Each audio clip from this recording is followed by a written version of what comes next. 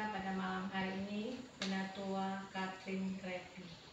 Sementara kami mempersiapkan diri, kita bangkit berdiri, kita nyanyikan Kasih dari Sorga. Kasih dari sorga memenuhi tempat ini. Kasih dari Bapa surgawi.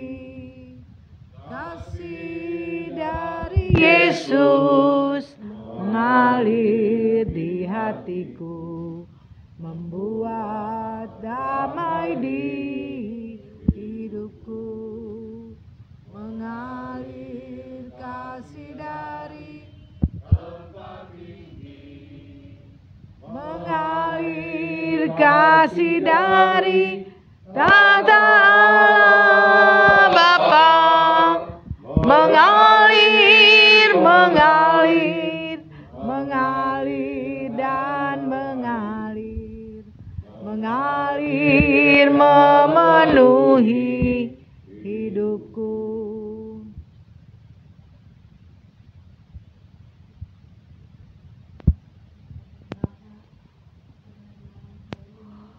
Kau boleh mengumpulkan kami kembali kolom 4 bersama-sama di rumah keluarga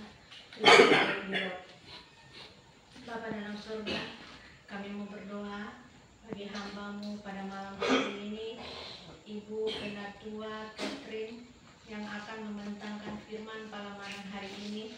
Engkau mengurapi dia Tuhan dengan kuasa Roh-Mu, supaya dia boleh berkata-kata hanya seturut dengan firman.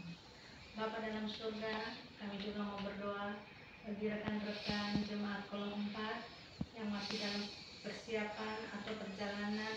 Engkau tibakan mereka di tempat ini dan kami dapat beribadah bersama-sama. Inilah doa kami Tuhan yang kami bawa dalam nama anak-Mu Tuhan Yesus Kristus yang adalah juru selamat kami yang hidup. Haleluya. Amin. Amin.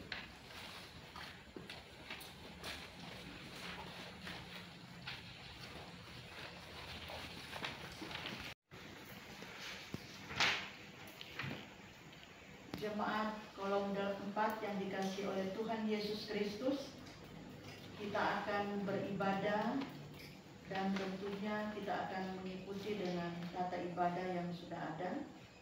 Kita akan menyanyikan satu lagu NNB. Pertolongan kepada kita adalah dalam nama Tuhan Allah, pencipta langit dan bumi, yang memelihara kesetiaannya sampai selama-lamanya dan tidak meninggalkan perbuatan tangannya. Salam kasih dari Tuhan Yesus Kristus bagi kita semua. Amin. Silakan mengaku dosa kita, maka Ia adalah setia dan adil, sehingga Ia akan mengampuni segala dosa kita dan menyucikan kita dari segala kejahatan. Pertama Yohanes 1 ayat 9. Mari berdoa. Bapa di sorga, inilah kami jemaat-Mu yang ada di kolom 4. Boleh datang berkumpul satu di tempat ini pada keluarga Tuyuwale Irot. Engkau tahu Bapa di surga, kami datang di tempat ini rindu bersekutu di hadapan Tuhan. Namun Engkau mengetahui Bapa, di sepanjang minggu yang sudah berjalan, kami seringkali melakukan kesalahan, melakukan pelanggaran dan dosa di hadapan Tuhan. Baik kami lakukan itu dengan sengaja ataupun kami tidak sengaja. Engkau mengetahuinya Tuhan. Maka dengan itu marilah Tuhan Engkau mengampuni kesalahan dan dosa kami semua. Layakkanlah kami Bapa untuk datang bersekutu beribadah di hadapan Tuhan di malam hari ini.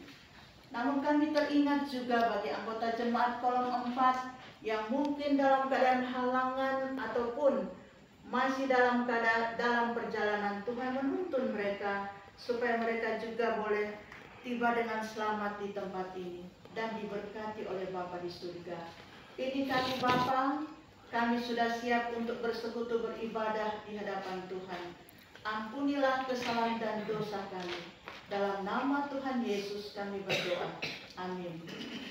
Kita sambut dengan kita akan membaca firman Tuhan dalam Markus pasalnya yang ke-8 ayat 31 hingga dengan 38 dan pasal 9 ayat 1. Namun kita berdoa. Bapa di sorga, saat ini kami sudah siap untuk membaca bahkan merenungkan akan sabda firman-Mu. Urapilah hamba-Mu ini dan kami semua yang sudah boleh hadir, agar kami diberikan kemampuan untuk dapat memahami akan isi sabda firman-Mu. Bersabdalah Engkau ya Bapa di surga, karena kami sudah siap untuk mendengarkannya. Dalam nama Tuhan Yesus kami berdoa. Amin. Kita baca secara berbalas-balasan yang dalam pembacaan ini. Pemberitahuan pertama tentang penderitaan Yesus dan syarat-syarat mengikut Dia. Kemudian mulailah Yesus mengajarkan kepada mereka bahwa Anak Manusia harus menanggung banyak penderitaan dan ditolak oleh tua-tua, imam-imam kepala, dan ahli-ahli Taurat, lalu dibunuh dan bangkit sesudah 3 hari. Hal ini dikatakannya dengan terus terang, tetapi Petrus menarik Yesus ke samping dan menegur Dia. Maka berpalinglah Yesus dan sambil memandang murid-muridnya, Ia memarahi Petrus, katanya, "Enyalah iblis, sebab engkau bukan memikirkan apa yang dipikirkan Allah, melainkan apa yang dipikirkan manusia." Lalu Yesus memanggil orang banyak dan murid-muridnya dan berkata kepada mereka, "Setiap orang yang mau mengikut Aku, ia harus menangkal dirinya, memikul salibnya, dan mengikut Aku. Karena barang siapa mau menyelamatkan nyawanya, ia akan kehilangan nyawanya. Tetapi barang siapa kehilangan nyawanya karena Aku dan karena Injil, ia akan menyelamatkannya." Apabila seorang memperoleh seluruhnya, tetapi ia tidak menyelamatkannya. Karena apakah yang dapat diberitakannya sebagai ganti nyawanya? Sebab barang siapa malu karena Aku dan karena perkataanku di tengah-tengah angkatan yang tidak setia dan berdosa ini, Anak Manusia pun akan malu karena orang itu apabila ia datang kelak dalam kemuliaan Bapanya diiringi malaikat-malaikat kudus. Katanya lagi kepada mereka, "Aku berkata kepadamu, sesungguhnya di antara orang yang hadir di sini ada yang tidak dapat mati sebelum mereka melihat bahwa kerajaan Allah datang dengan kuasa." Sampai di sana pembacaan firman Tuhan. Kita Shalom. Damai di hati. Damai di hati. Shalom. Kita sudah membaca firman Tuhan di sepanjang minggu yang berjalan ini. Kita baca secara berulang-ulang kali. Dan ini tentunya menghentak kita untuk mengikut bagaimana kehidupan kita selanjutnya dengan kita memaknai yaitu kesengsaraan Tuhan Yesus pada waktu Dia dilakukan untuk persiapan untuk disalibkan. Kita lihat dari ayatnya yang pertama, di sana Yesus ditolak. Tuhan Yesus sudah ditolak. Jadi pertama Tuhan Yesus menyampaikan itu kepada murid-muridnya, kepada orang banyak, bahwa Anak Manusia, anak Allah itu akan ditolak. Ditolak oleh siapa? Imam-imam kepala, oleh orang-orang yang tentunya mengerti akan firman Tuhan. Orang-orang yang mengerti akan firman Tuhan. Dorang tolak itu Tuhan Yesus. Ahli-ahli Taurat, kalau ahli-ahli Taurat itu, dorang itu tahu apa sebetulnya isi daripada firman Tuhan. Tua-tua imam, dorang yang bertolak itu Tuhan Yesus. Nah, dorang lihat di sini. Jadi kejadian ini memang Tuhan Yesus sudah tahu bahwa Dia akan ditolak. Karena kan tuh orang bilang begini, waktu itu. Kok orang mau tunggu itu raja, orang mau tunggu itu anak Allah, yang mana? Orang tahu ini Tuhan Yesus kan boleh dikata orang yang sederhana. Jadi orang mau lihat yang bagaimana. Jadi dia tidak dipercaya oleh tua-tua, oleh imam-imam kepala pada waktu itu. Nah, itu pertama. Kemudian orang lihat. Di sini orang melihat bahwa ada dua jenis pemikiran. Pada ayatnya yang ke-33, di sana Tuhan Yesus marah itu Petrus karena dia tentunya menegur Tuhan Yesus menyampaikan itu. Terus ini Tuhan Yesus bilang, "Enyahlah iblis." Karena apa? Itu pikiran daripada Petrus, dia hanya memikirkan pikiran untuk keinginan daging manusia. Istilahnya yaitu mau pada pada saat kejadian-kejadian itu manusia cuma suka pada zona yang nyaman. Dia mau menerima itu penderitaan. Jadi itu Petrus, sehingga Tuhan Yesus menyampaikan itu, "Enyahlah iblis." Karena Tuhan Yesus tahu bahwa Petrus hanya memikirkan pikiran manusia, tidak memikirkan apa yang dipikirkan oleh Allah Bapa di sorga. Yang dipikirkan oleh Allah Bapa di sorga, siapa yang dipikirkan oleh Allah Bapa di sorga? Yaitu manusia. No, apa yang dipikirkan oleh Allah Bapa di sorga? Manusia, yaitu keselamatan manusia. Keselamatan manusia. Memikirkan kepentingan umat ciptaan Tuhan. Jadi bukan cuma berpikir untuk sekelompok orang, tetapi memikirkan umat ciptaan Tuhan di dunia ini. Yaitu Allah berpikir untuk manusia. Tetapi manusia hanya berpikir siapa? Hanya untuk kepentingan diri, kepentingan pribadi. Orang banyak kali temukan itu, sama kok mana, kalau kok begini, tidak perlu lagi kita mau ini.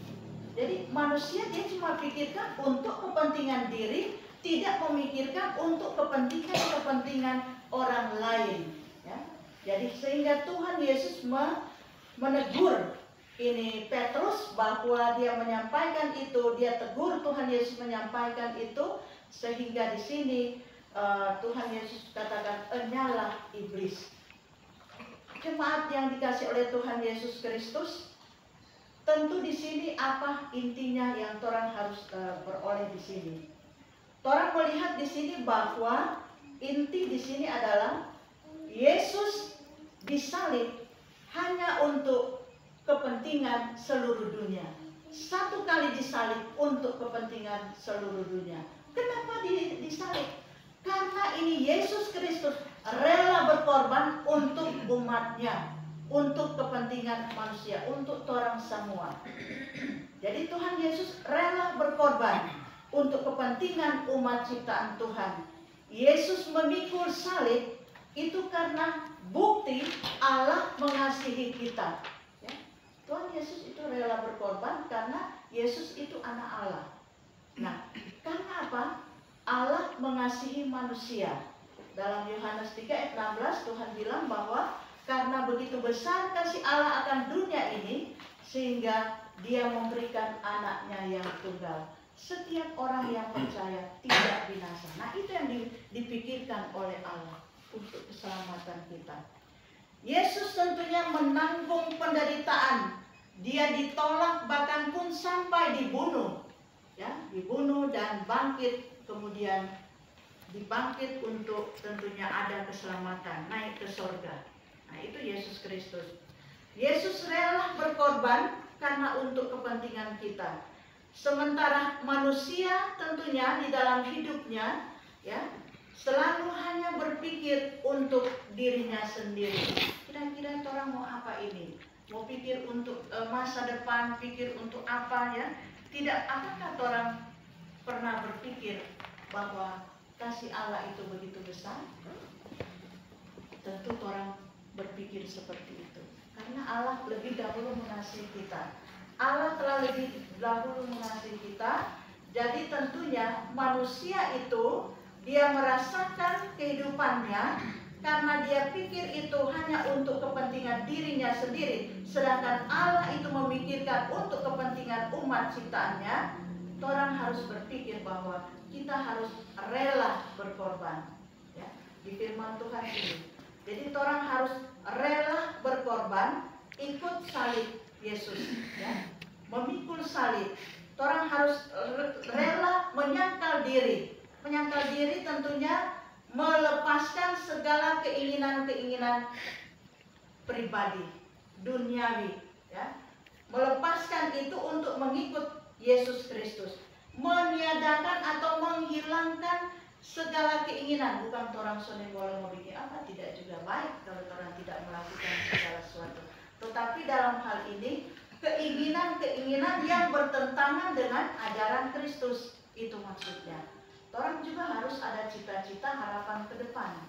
Jangan orang berpikir baginya, kalau kotek bagi itu orang badiang tidak. Tetapi orang juga harus berpikir untuk masa depan. Sebab menyangkal diri artinya orang mampu mengendalikan diri untuk membatasi diri dalam hal segala sesuatu. Contoh misalnya orang sepanjang bulan yang berjalan ini orang melakukan yaitu ibadah puasa diakonal. Nah, orang tentunya itu artinya orang membenahi diri. Kalau orang biasa makan misalnya sesudah-sudahnya atau seenak-enaknya, tentu orang harus mengurangi keinginan-keinginan yang berlebihan, itu maksudnya. Jadi bukan dalam arti so tidak makan, tapi orang mengurangi keinginan-keinginan daging kita.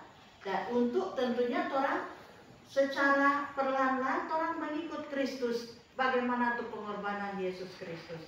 Jadi itu orang menanggalkan keinginan daging tentunya, tetapi orang mampu mengendalikan diri.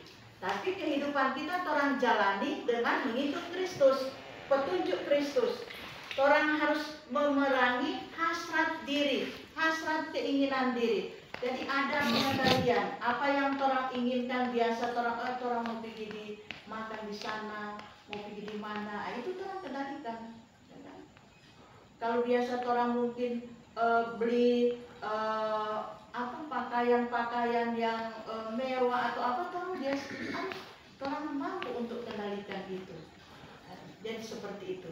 Nah, orang menyisihkan itu untuk lakukan sepanjang bulan yang berjalan ini dengan puasa diakonal. Jadi puasa diakonal itu orang memberikan. Itu sebabnya ada orang bilang begini, "Doh, sedikit-sedikit kok amplop." Sebenarnya itu tuh amplop yang orang setiap minggu yang mendapat itu artinya orang penyisian, ya, mengendalikan diri. Apa yang biasa misalnya orang belanja misalnya 1 juta, orang sudah sisihkan, mungkin di sepanjang orang melakukan puasa tinggal 750. Yang orang sisihkan itu 250 untuk Tuhan. Untuk Tuhan yaitu memberikan kepada orang-orang yang membutuhkannya. Nah, itu mengendalikan diri. Berikut tentunya yang kedua, orang harus pikul salib. Pikul salib, orang ke salib itu berbeda-beda, ya. Kalau Yesus memikul salib untuk dunia, ya, untuk keselamatan dunia. Tapi manusia, orang mengikut Kristus itu tentunya harus rela berkorban. Rela berkorban orang mengikut Kristus. Jadi punya komitmen. Jadi artinya harus benar-benar orang lakukan itu dengan konsisten. Tidak timbul tenggelam, punang-punang. Tidak seperti itu. Tapi mengikut Kristus benar-benar orang ikut itu walaupun orang dalam penderitaan. Jadi pengikut Kristus itu semua kita pengikut Kristus. Walaupun orang menemui penderitaan, mengikut Kristus itu tidak mulus. Banyak pengorbanan dan juga banyak pergumulan, banyak penderitaan. Tetapi pengorbanan pergumulan yang orang terima ada keselamatan, ada kebahagiaan, ada sukacita. Nah, itu bedanya.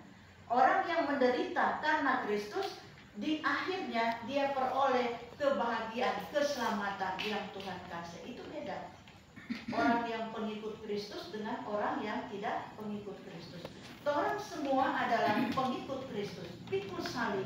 Torang salib berbeda-beda, tetapi perbedaan itu marilah torang tentunya melakukan itu, dan torang tetap taat dan setia kepadanya dengan memberi diri seutuhnya kepada Tuhan.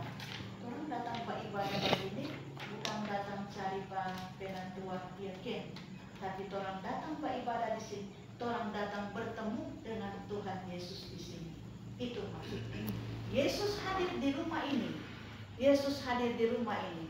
Jadi jangan sampai ada yang menolak-nolak, oh jangan dulu kita mau ibadah akang. Kalau mau ibadah akang itu rumah, itu berarti Yesus hadir di tempat ini. Dimanapun orang lakukan ibadah, di situ Tuhan Yesus hadir. Orang datang di sini untuk bersama-sama dengan Kristus, memikul salib dengan seutuhnya, ya, rela berkorban. Rela berkorban. Kadang-kadang dia sebagai contoh, misalnya ada jabatan, aduh mau ibadah kan bolong, sedangkan orang ada tugas pokok. Nah, minta petunjuk Tuhan. Kira-kira kita mau bagaimana?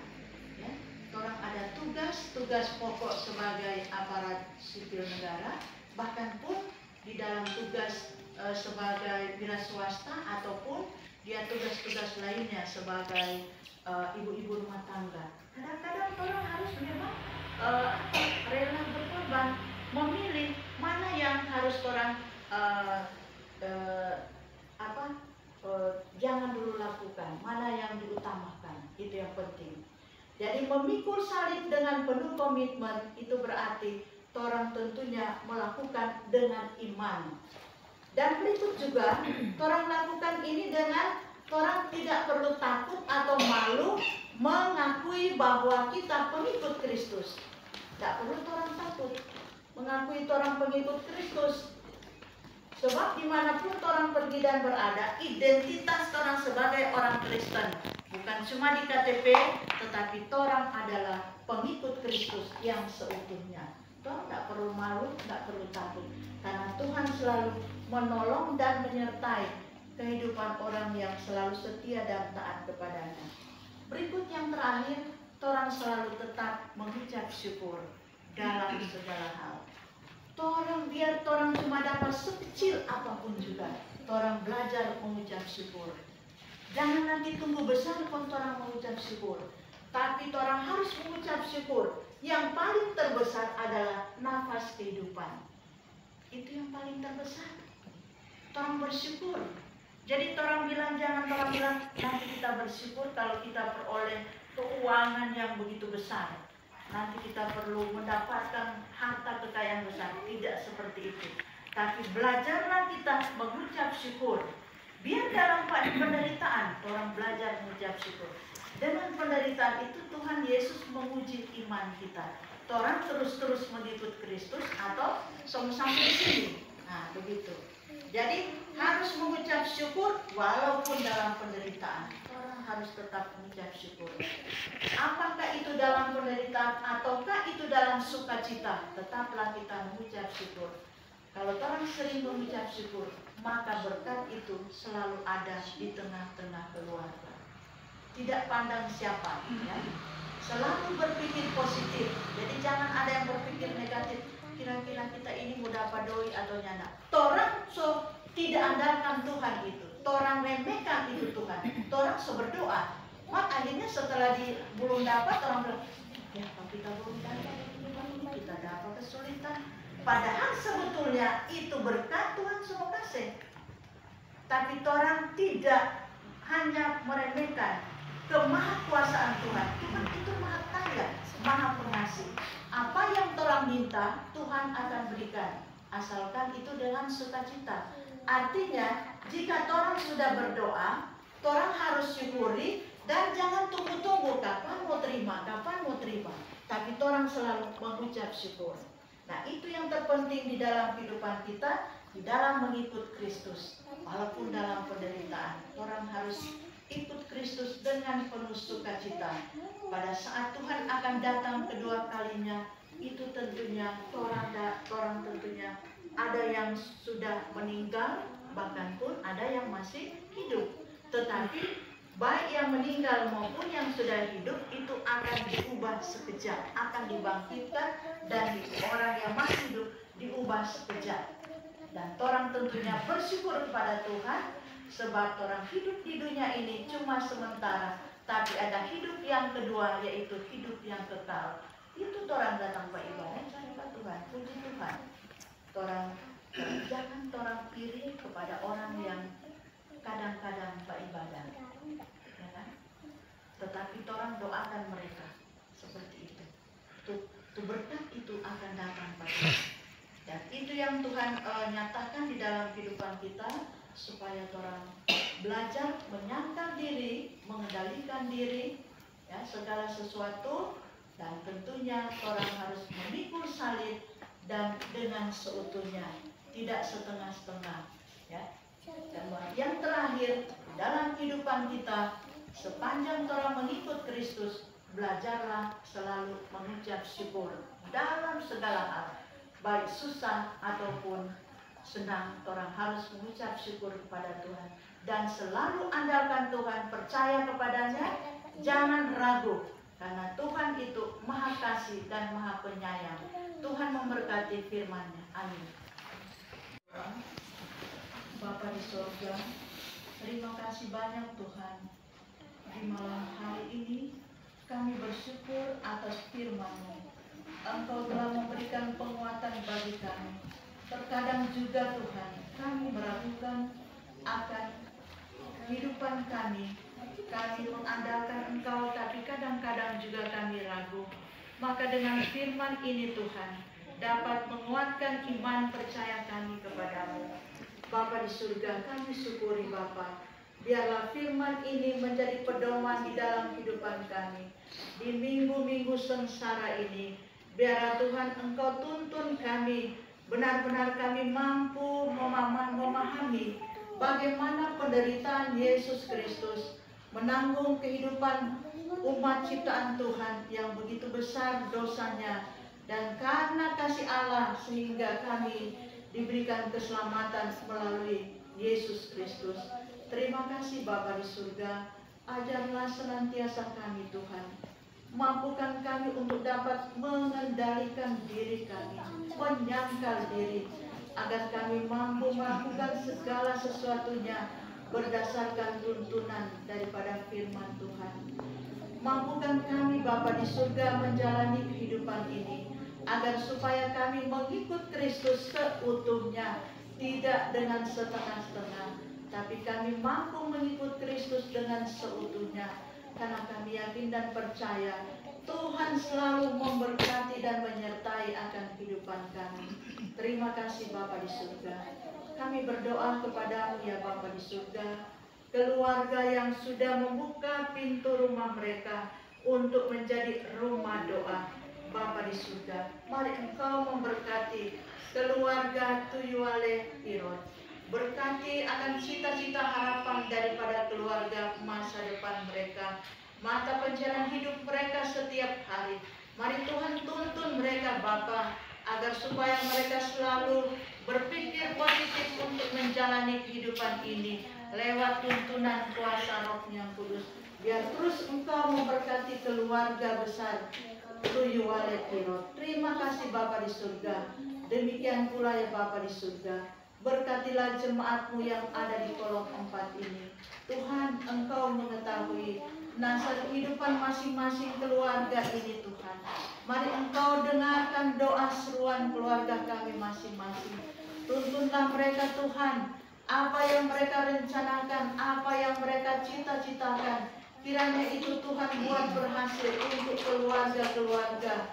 Berkatilah Tuhan Bapa di surga, agar supaya juga baik anak-anak kami yang sudah sementara studi, Tuhan berkati anak-anak kami, supaya mereka mampu belajar dengan baik dan benar, dan mereka menjadi anak-anak yang takut akan Tuhan. Berkati pula anak-anak kami yang sudah sementara mencari pekerjaan. Oh Tuhan Bapa di surga, Engkau mengetahui semuanya Tuhan. Datanglah Engkau bersama-sama dengan umat-Mu. Biarlah Tuhan Engkau buka pintu berkat. Biarlah Engkau tunjuk jalan bagi anak-anak kami Bapa, supaya mereka boleh mendapatkan pekerjaan yang layak. Diberkatilah Bapa di surga. kehendak Bapa di surga yang terjadi dan dimuliakan. Kami berdoa juga kepadamu. Mungkin bagi anak-anak kami sudah ada yang sementara kerja. Berkatilah anak-anak kami yang sementara melakukan pekerjaan. Karunia hikmat surgawi Tuhan anugerahkan. Terima kasih Tuhan. Bagi Bapak Ibu Tuhan, tolonglah Tuhan. Mata pencarian hidup masing-masing berbeda. Profesi pekerjaan yang Tuhan telah anugerahkan. Apapun yang Tuhan telah berikan talenta pekerjaan dari masing-masing keluarga yang ada di kolom 4 ini. Mari Tuhan berkati. Biar kiranya Tuhan Engkau berkati mata pencarian hidup mereka setiap hari. Agar supaya di dalamnya Tuhan, apa yang mereka rencanakan, apa yang mereka cita-citakan, kiranya itu berkenan di hadapan Tuhan dan boleh mendatangkan berkat dalam kehidupan kami. Terima kasih Bapa di surga. Kami berdoa pelayan khusus yang ada di jemaat kolom 4, Bapak Diaken Jeffrey Delaru dan Penatua Kris Kumbakau. Tuhan Bapa di surga, mari Engkau berkati tugas-tugas pelayanan di jemaat Yudea Valdua, amat terlebih di kolom 4. Tuhan memberkati, sehat kuat Engkau anugerahkan di dalam kehidupan pelayan khusus yang ada bersama-sama dengan keluarga masing-masing. Begitu pula Bapa di surga, berkatilah UPK yang ada. Berkatilah UPK Bapak Ibu pemuda remaja anak sekolah minggu, guru sekolah minggu. Engkau berkati semuanya Tuhan. KPDP Tuhan memberkati. Tim kerja yang telah dipercayakan, tim pembangunan yang telah dipercayakan. Oh Bapa di surga, Engkau mengetahui semuanya Tuhan. Taruh hikmat surgawi kami semua, mampukan kami menjalani tugas dengan baik dan benar. Pendeta, Ketua, Ibu Pendeta Fali Agnes Perialu MTH bersama dengan keluarga. Pendeta Mary Awentana bersama dengan keluarga. Pelayan khusus kolom 1 sampai dengan kolom 20. Dan semua UPK Bipra. Tuhan memberkati semua Tuhan, agar supaya di dalamnya kami diberikan kemampuan menjalani tugas ini. Bapa di surga, berkati bangsa dan negara kami Tuhan. Kami telah selesai melakukan tugas kami sebagai masyarakat bangsa Indonesia. Berkati Tuhan agar supaya di dalamnya apa yang telah kami lakukan itu berkenan di hadapan Tuhan. Dan Engkau berkati pemerintah mulai dari presiden, wakil presiden, gubernur, wakil gubernur, wali kota, wakil wali kota, dan semua jajarannya. Bahkan sampai pada tingkat kecamatan, kelurahan, bahkan khususnya lingkungan 8. Diberkatilah kami Tuhan agar supaya ada kehidupan rukun dan damai, berbangsa dan bernegara, ada sukacita, ada damai sejahtera. Terima kasih Bapa di surga. Mohon pengampunan kesalahan dan dosa kami semua. Tuhan, mungkin di antara anggota jemaat kolom 4 ada yang dalam keadaan sakit, namun kami tidak dapat sebut satu persatu. Tapi Tuhan, Engkau datanglah bersama dengan keluarga anggota jemaat yang kurang sehat. Tuhan, jamah sakit penyakitnya Tuhan, agar di dalamnya kami yakin dan percaya kuasa Tuhan boleh dapat menyembuhkan segala penyakit yang ada. Terima kasih Tuhan, ini doa syukur kami kepadamu. Dalam nama Tuhan Yesus yang sudah mengajar kami berdoa. Bapa kami di surga, kuduskan namamu, datanglah kerajaanmu, jadilah kehendakmu di atas bumi seperti di surga. Berikan pada hari ini kami secukupnya, dan ampuni dosa kami seperti kami.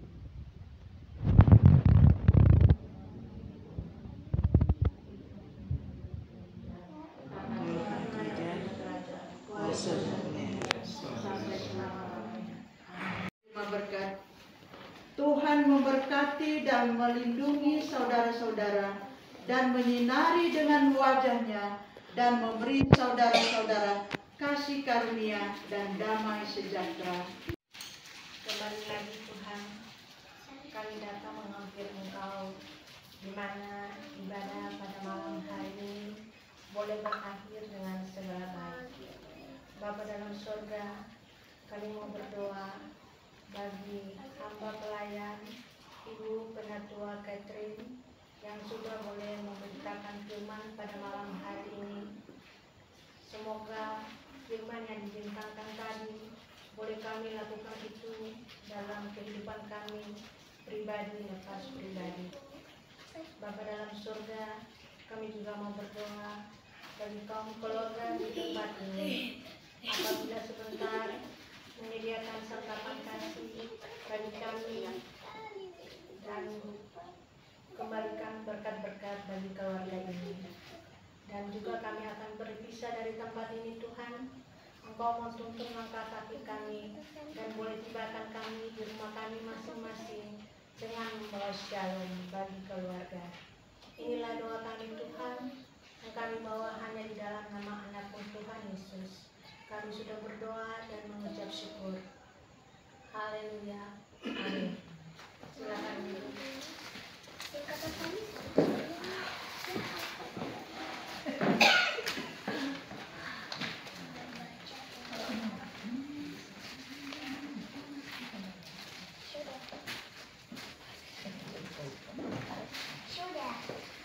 Dan kepada hamba Tuhan, Ibu Penatua Febri yang sudah memberikan firman bagi kami jemaat kolom 4 yang hadir di malam hari ini, mengucapkan banyak terima kasih. Semoga Tuhan Yesus senantiasa memberkati Ibu beserta keluarga dimanapun Ibu pergi dan berada. Dan selanjutnya kita datang kepada ruang organisasi, tapi sebelumnya kita saksikan penyampaian dan ucapan terima kasih dari kaum keluarga. Silakan. Damai di hati. Shalom. Selamat malam semua, kami keluarga. Pertama mengucap terima kasih kepada Ibu Penatua Febri yang telah memimpin ibadah, juga buat Ibu Teri Micodele yang telah memandu kita di acara yang 24 bikin semua saya yang telah hadir di tempat ini. Untuk itu saya belum pulang karena pelayanan sedikit berkat dari kami. Sekian, terima kasih, selamat malam. Dan selanjutnya kita akan dengarkan pengumuman informasi ibadah dari Mitra dan selanjutnya kepada kolom. Terima kasih. Anak sekolah minggu. Betul. Terima kasih atas kesempatan untuk ibadah Pondok Gembira hari Sabtu akan dilaksanakan di kolom 5, nanti diteruskan melalui WA. Terima kasih. PKI. Terima kasih atas kesempatan yang diberikan. Informasi untuk ibadah wanita kaum ibu minggu depan yang seharusnya dilaksanakan setiap hari Rabu atas permintaan keluarga akan dilaksanakan pada hari Sabtu tanggal 2 Maret bertempat pada Ibu Pauline Winirungan Desa. Damai di hati. Shalom. Puji syukur kepada Tuhan kita Yesus Kristus. Kita boleh berapa lagi di hari ini Minggu tanggal 5 Februari 2024, sekaligus hari Minggu yang terakhir di bulan Februari, karena minggu depan sudah di bulan Maret. Dan tak lupa kami menyampaikan terima kasih spesial buat kali Ibu Penatua Febri versus kolom 8 yang kita boleh menjalankan program pertukaran mimbar. Kalau lalu kita semua berkunjung ke kolom 8 dan ini kolom 8 berkunjung ke kolom 4. Jadi sekali lagi terima kasih. Dan terima kasih juga buat MC Ibu Teri Kota Matamuria yang sudah memandu acara ini dengan baik. Terima kasih buat seluruh anggota keluarga kolom 4 yang boleh hadir di tempat ini. Ada keluarga Tanah Kota Matamuria, ada keluarga Kalekomangu, keluarga Delano Sulu, keluarga Pemukau Pangematan, keluarga Bawul Menit, dan lebih khusus keluarga di tempat ini, keluarga Tujuan Lekirun, dan keluarga Tujuan Kabur, dan keluarga Sungai Sumese. Terima kasih semuanya, dan informasi untuk ibadah kolom berikut pada hari Sabtu tanggal 2 Maret 2024 bertempat di Keluarga Iwak di Roda. Dan pihak pemapa ada di Bapak Reni. Dan ibadah tersebut dilaksanakan di rumah Ibu Pelin Desa. Jadi kita akan ketemu hari Sabtu. Dan informasi penting, hari Minggu tanggal 3 Maret 2024 ada acara puncak syukur HUT ke-26 Jemaat Pelindung Lembang 2, hanya satu kali ibadah di jam 9. Jadi jangan sampai ada yang masuk subuh. Jadi orang cuma satu kali jam 9. Tolong disampaikan kepada seluruh anggota jemaat yang kurang tahu, dan nanti kita akan umumkan lagi bahwa hari Minggu cuma satu kali ibadah. Dan konsumsi akan mengambil dana dari kas kolom yang tersedia. Jadi orang mau catering 50 kepala sesuai dengan harga paling rendah aja. Dan orang ibu-ibu keluarga tinggal hadir, dan ibu-ibu bantu DP distribusi konsumsi ya. Karena kalau ada sisa tentu mesti didistribusikan dengan baik ya. Karena pasti ada sisa. Karena orang kehadiran kan tidak sampai 50 gitu. Walaupun ada kewajiban kolom, setiap kolom akan menanggung satu pan stove ke panitia untuk tamu gitu. Orang bakso goreng Ya, orang bakso goreng. bakso goreng. Jadi nanti di catering itu tolong dipesan ada satu pan stove bakso goreng ya, tidak keluar dana 2 kali. Jadi satu kali catering, satu pan stove bakso goreng. Dan tentunya atas nama Persus Kolom 4 mengucapkan terima kasih banyak kepada anggota jemaat Kolom 4 yang boleh berpartisipasi mengikuti rangkaian kegiatan HUT jemaat. Mulai dari anak sekolah minggu ya, ada adik Nicole, dan lomba busana lansia ada Ibu Aleta dan Ibu Dei. Orang dapat ranking berapa itu? Ranking 3 ya. Nah, kalau adik Nicole nomor berapa? Nah, ini partisipan. Dan yang berikut ada lomba keseimbangan Persus. Keseimbangan Persus saya mendapat ranking 3. Kemudian ada lomba tebak bumbu dapur. Karena Pak Ani tak sempat hadir, kita mesti hadir di situ. Kita wakili dan dapat tinggal goyang-goyang. jadi banyak anak spesial untuk apa 3 kan, kira-kira itu. Tapi ini cuma kebetulan saja. Dan yang paling penting, orang kolom 4 tidak ada satu kegiatan yang orang tidak ikut. Amin. Jadi orang bukan cuma mau cari juara, tapi yang penting hadir. Kalau mau cari juara, Ibu Katrin, biaya latihan lebih banyak dari Denda. Jadi bukan masalah itu. Jadi nanti ini perlu orang sampaikan di sidang majelis, karena banyak kolom tidak aktif. Nah ini juga menjadi sorotan kita bersama. Mesti ada penghargaan tidak ikut semua. Iya. Kira-kira 4 kolom yang ikut semua. Itu nanti titik buat Nadia Jeffrey, karena sebelum bagi di sidang majelis itu sudah disampaikan di badan pekerja dulu. So, jadi tolong usulan ini karena orang kolom 4 selalu dari tahun ke tahun ikut terus, jangan pernah apa. Jadi kira-kira itu. Sekali lagi terima kasih banyak buat semua anggota jemaat yang mau berpartisipasi, merelakan waktu, tenaga, bahkan biaya untuk mengikuti kegiatan ini. Terima kasih banyak, Tuhan Yesus memberkati. Dan mungkin kalau ada lagi keluarga yang belum menyetor itu ya kakak, masih bisa disetor, karena ini sudah minggu terakhir. Walaupun pembukuannya tinggal teknis dengan bendahara, karena kalau orang lain so masuk tadi paling tinggi ya. Saya kira demikian. Tuhan Yesus memberkati. Shalom. Damai di hati.